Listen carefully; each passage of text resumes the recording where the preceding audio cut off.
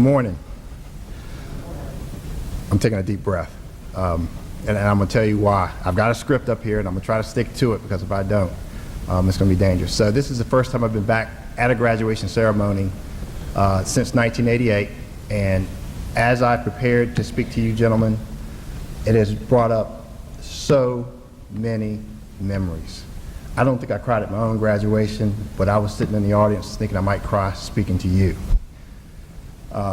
And it's just so many. So I'm going to try to share some things with you. Keep it brief. I was given a broad topic, and you gave a broad topic to a litigation lawyer. But I'm going to try to keep it quick if I can. First, I want to say this.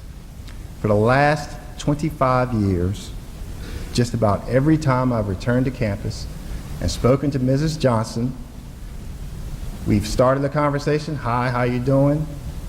Talked about careers, and then suddenly someone else will join the conversation, and she immediately changes it to, let me tell you about Keith Shackleford. He was my yearbook editor his senior year, and he did nothing. He left me to do all of the work with Carl Lambert. That story was told this spring at Alumni Weekend as recently. Part of our deal with me agreeing to speak to you this morning was I would never have to hear that story again. So, and I'm really, as I said before, I'm really excited to speak to you today. So much, so I'm going to, again, try to keep it concise. I remember my day in this same auditorium, I guess. I remember walking through the doors, coming in just excited about the day. It was a beautiful spring day just like today, and first thing I saw was one of my aunts from North Carolina with a couple of my cousins, and that floored me because I wasn't expecting them. And I remember sitting right there where you are, and I could not tell you who spoke to me. I didn't remember what awards I got, but I do remember those types of things, and I remember going back to the quadrangle, ringing that bell as a battalion XO, and calling that last and final formation to order. Those are vivid memories, and I thank you for allowing me to share in that with you today.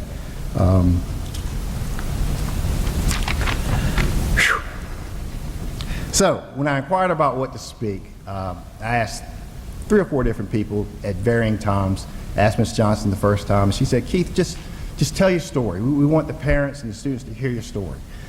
And I happened to talk to Ted Maroney and J.B. Yunt separately, throughout the Eugene LaFlock as well, and they basically told me the same thing. So I'm going to do that. And it was probably good that I asked that question, because otherwise I probably would have come here and would have rehashed an old speech I gave freshman year. Freshman year we had a public speaking contest, and I spoke with my English professor, and we came up with the topic of reading, and I got in the chapel, and I went through this nice little thing of the benefits of reading, and I had some samples, newspaper to read, nice book to read, and then I pulled out a Playboy. And as you can imagine, the chapel went crazy, and I won that award. But truth be told, I only won it because I was the only freshman that spoke that day. So fortunately, they have at least given me some direction, and I don't have to rehash that speech. So what I do want to share with you, which I think probably has triggered most of my emotions today, is to share why I came to Fishburne and what Fishburne has meant to me, and what I think one day you will look back on Fishburne and have similar memories as well. For me, it was very personal. When I was 7, I lost my mother, and I went to live with my father, and that situation was not the best for me. And so they sent me to boarding school in Bristol, Virginia for about 6 years. And then as I was looking for a high school, we started looking at the fancy private schools in Maryland and New England, and I don't even remember which ones they were. And finally, we started narrowing it down to military schools. And I came down to Fishburne one beautiful spring day, and my dress white, so it was another military school, had on nice white pants, nice uniform, medals down to here as an 8th grader. And I entered the barracks, and I don't know what it was about Fishburne, but I think we were scheduled to go to Fort Union that day as well, and we never made it. And so that's where my story starts. And so Fishburne became that setting for me where I would grow and develop into a young man like you have now. And I think back to my experiences and some of the things I learned along the way that have stuck with me. And two kind of stand out. One is sort of short and just sort of a thing that plays back in my head that I know would have gotten no place but at Fishburne. And that was from freshman year. I was part of a group, Rangers group, I think, that was started that year maybe. And Sergeant Howell, my Master Sergeant Howell was one of our senior Army instructors.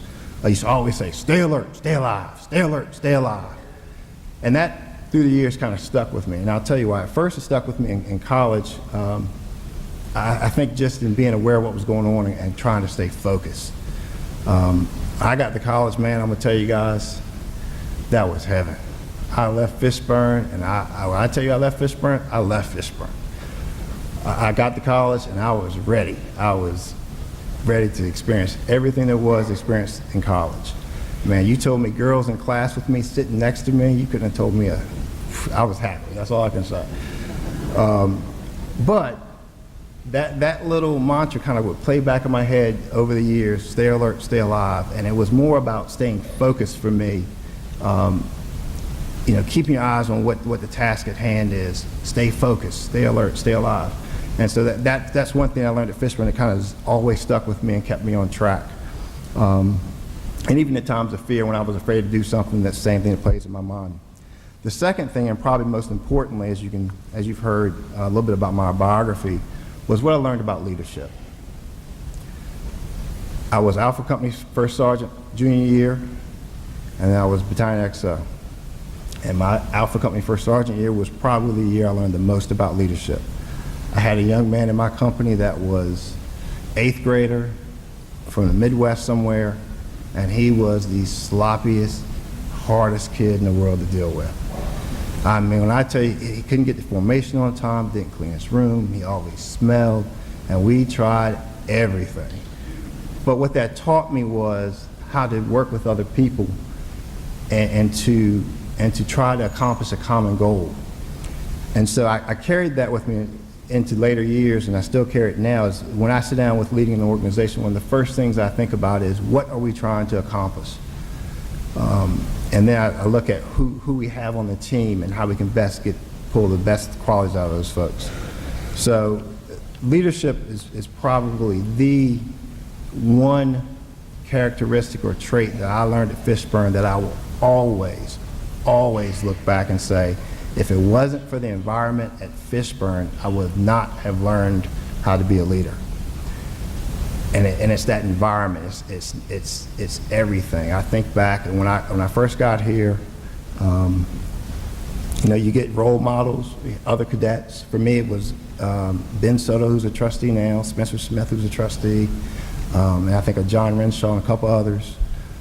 They sort of, you know, kind of start to be like big brothers to you a little bit, and then you kind of look around you and you develop your friendships and your brotherhoods with your boys, and you learn from them and you compete with them, and that experience, because you guys lived together, you studied together, at times you fought, at times you joked with each other, probably gave each other heck.